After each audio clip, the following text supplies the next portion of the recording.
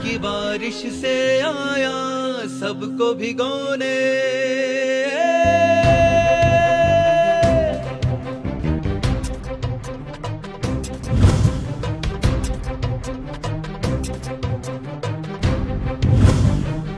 आपके सामने एक विषय चला हुआ है,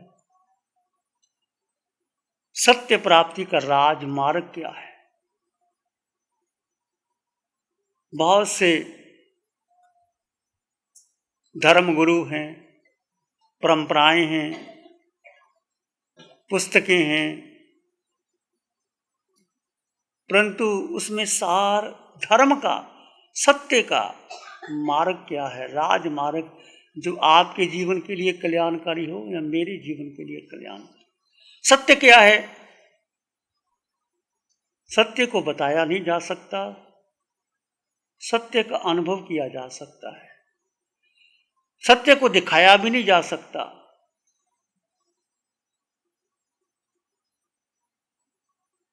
उसका अनुभव किया जा सकता। वो अनुभव कहां करोगे?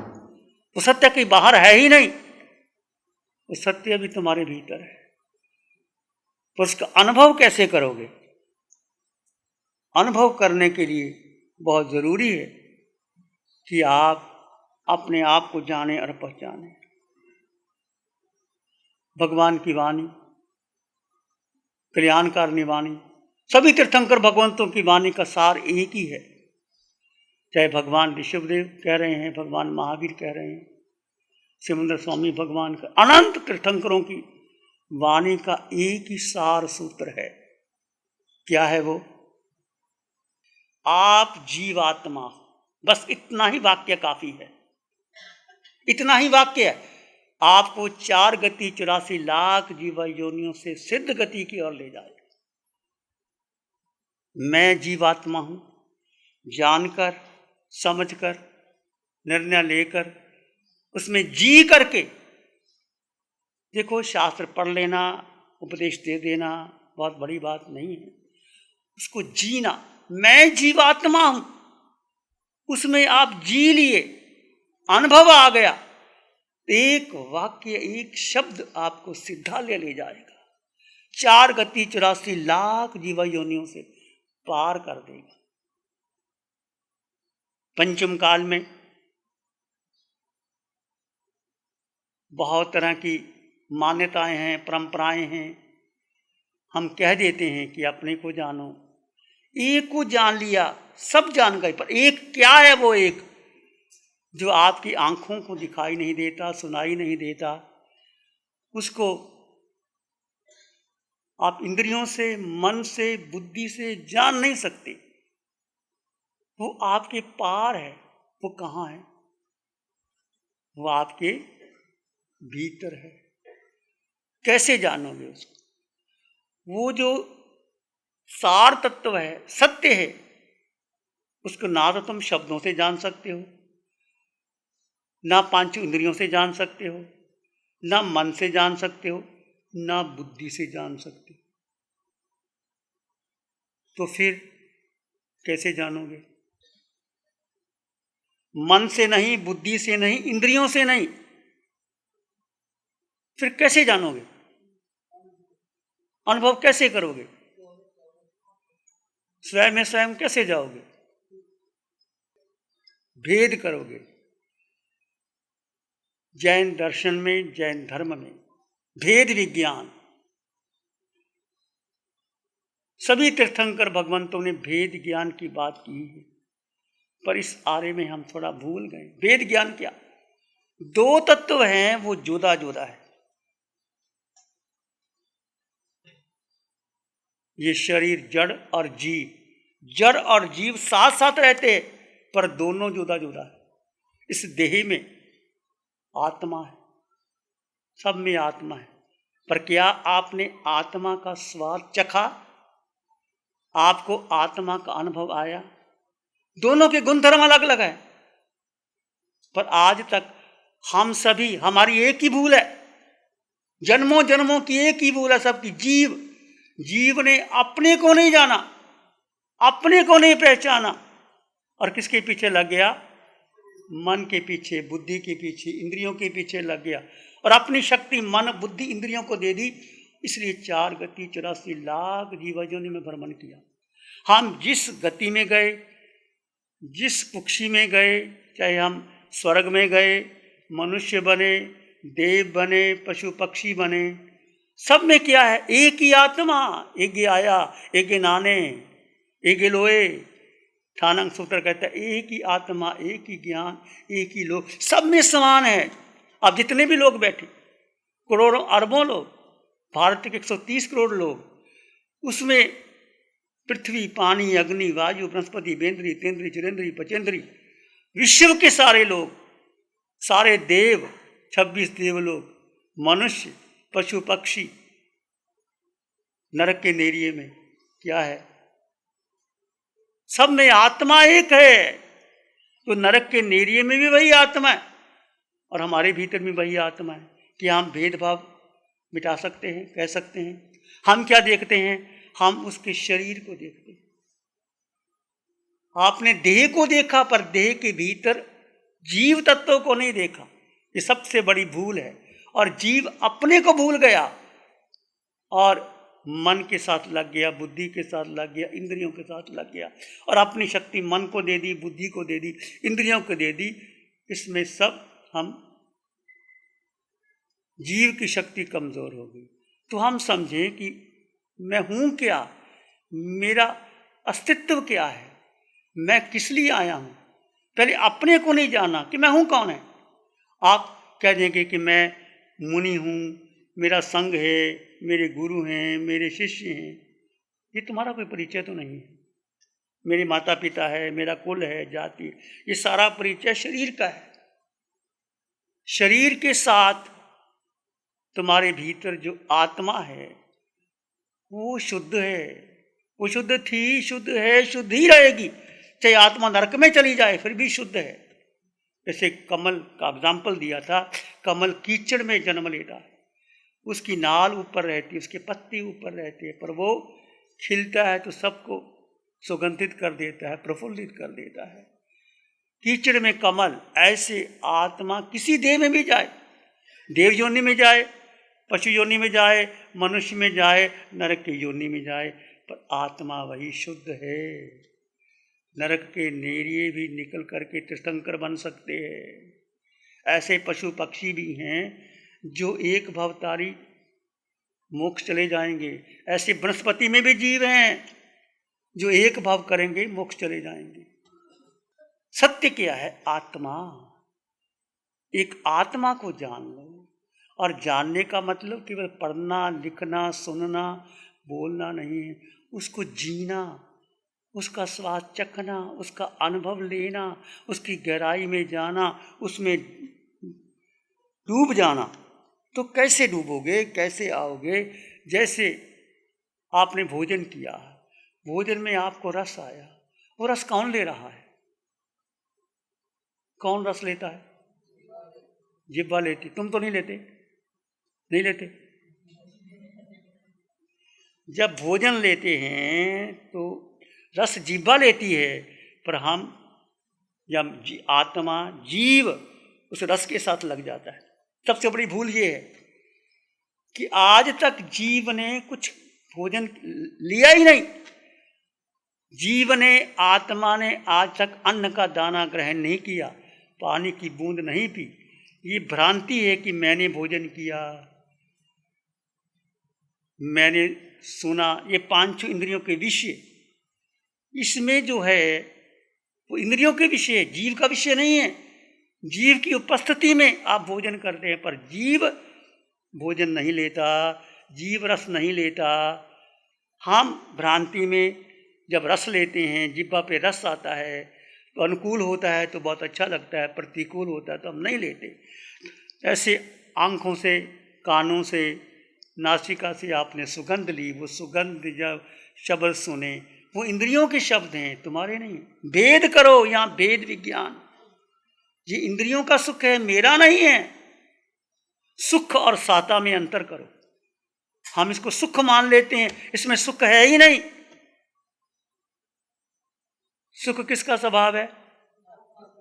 सुख स्वभाव आत्मा का है। जीव का है। और जो आपको साता, सुख साता, दो शब्द है। आप किसी मुनिराज के पास जाते हो तो आप क्या कहते हैं? आपको सुख साता है महाराज। सुख साता का मतलब क्या हुआ है? आपकी आत्मा को सुख है और शरीर को साता है। साता शब्द शरीर के लिए है और आत्मा सुख के लिए है। सुख साता आमतौर पर आप पूछते हैं किसी मुनिराज, साता है महाराज, सुख साता है। सुख है ही नहीं, ना भोजन में है, ना इंद्रियों में है, ना संगीत में है, ना घूमने में है। ये साता है। आपको रिलैक्स मिलता है, थोड़ा सा रिलैक्सेशन ऑफ माइंड, और आपका चेंज होता है, उसको आप सुख मान। ये भ्रांति है, सबसे बड़ी भ्रांति। सुख कहाँ है? सुख जीव में है और साता शरीर की है। और सुख साता का भेद मिट जाए तो फिर आप आगे बढ़ जाते हो। सुख साता का भेद, मैं इस काया से भिन्न हूं, मैं मन से भिन्न हूं, मैं बुद्धि से भिन्न हूं, मैं एक स्वतंत्र अस्तित्व है। भगवान ने बताया हर जीव में 8 गुण हैं। तुम्हारे में अनंत सुख है, अनंत ज्ञान है, अनंत दर्शन है, अनंत शक्ति है। यही शक्ति आपको सिद्धालय लेके जाएगी। प्यारी गुरुवाणी है, बड़ी ही सुहानी है। आंखें बंद, मन वचन काया शांत, शरीर शांत, विचार शांत, सृष्टि शांत, वातावरण शांत, हर दिशा, हर किनारा शांत शांत शांत। सिर के सिरे से पांव के अंगूठे तक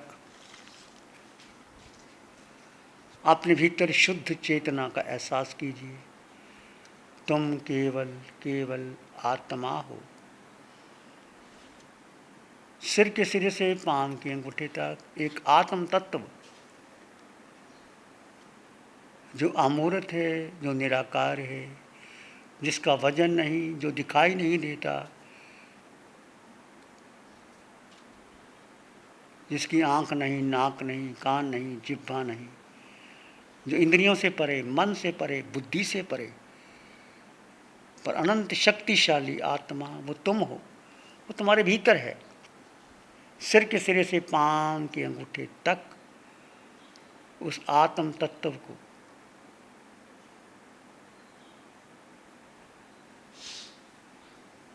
अनुभव करो। पूरे शरीर में आत्म तत्व का अनुभव करें। पूरा चेहरा, दोनों कंधे, दोनों बाजू, छाती, पेट, पीठ,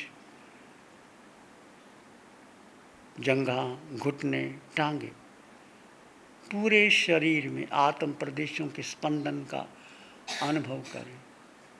आत्म प्रदेशों के स्पंदन का अनुभव करें।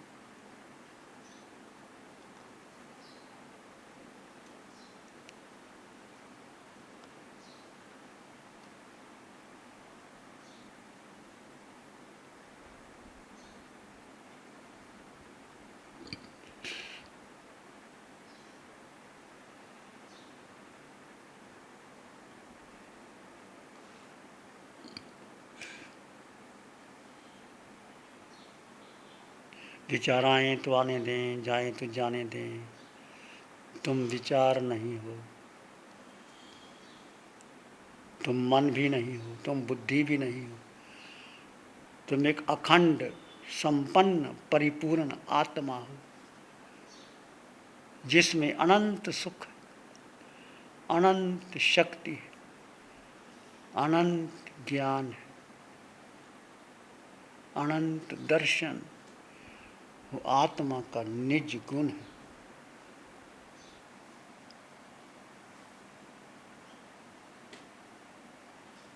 और अपने भीतर गहरे चले जाएं। दृष्टा भाव में रहें। आत्मा का स्वभाव, जीव का स्वभाव मात्र जानना और देखो, जानो और देखो। विचार आ रहे हैं, जानो, जा रहे हैं, देखो। दृष्टा भाव, जानो और देखो।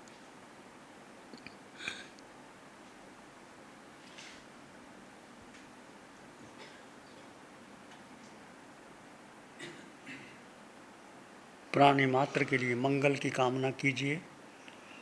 सब में समान आत्मा, मिट्टी में सब भूएसु, वैरंग मज्जंग ना के नाय। संसार की समस्त आत्माएं मेरे समान है, कोई छोटा नहीं, कोई बड़ा नहीं। सब प्राणियों के प्रति मैत्री भावना, गुणीजन के प्रति प्रमोद की भावना, दीन दुखियों के प्रति करुणा की भावना, जो विरोधी जन के प्रति समता की भावना, चार भावना आपको उच्च गति की ओर ले जाएंगे, कर्मों के बंधन काट सकते। इसी में एक लंबा गहरा सांस लें, अरिहंत परमात्मा के चरणों में अनंत कृतज्ञता ज्ञापित करें। एक और लंबा गहरा सांस, अरिहंत परमात्मा के चरणों में नमन और वंदन। दोनों हाथों को आंखों पे ले जाएं, हल्का सा स्पर्श, धीरे से आंखें खोल सकते हैं। प्यारी गुरुवाणी है, बड़ी ही सुहानी है। नमो अरिहंतानंग, नमो सिद्धानंग, नमो आर्यनंग, नमो जयनंग, नमो लोय सब सावनंग, धम्मो मंगल मुखी ठमा हिंसा संयमो तबो देवावित्तं नमं संति जसधम्य श्यामनो। श्री चत्तारी मंगलम, अरहंता मंगलम, सिद्धा मंगलम, साहु मंगलम, केवली पाणत्तो धम्मो मंगलम। चत्तारी लोग उत्तमा, अरहंता लोग उत्तमा, सिद्धा लोग उत्तमा, साहु लोग उत्तमा, केवली पाणत्तो धम्मो लोग उत्तमा। चत्तारी शरणं पवज्जामि, अरहंते शरणं पवज्जामि, सिद्धे शरणं पवज्जामि, साहु शरणं पवज्जामि, केवली प्रणतं धम्मं शरणं पवज्जामि। चारे शरण दुःखहरण जगत में, और न शरण कोई होगा, जो भज प्राणी करे आराधन, उससे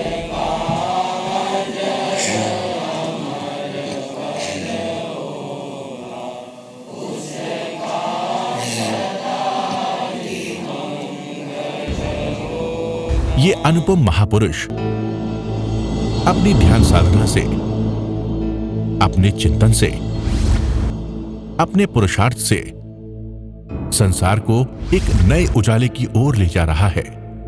उजाला ज्ञान का, उजाला ध्यान का, उजाला उच्चतम शिखर पर जाने का। देखो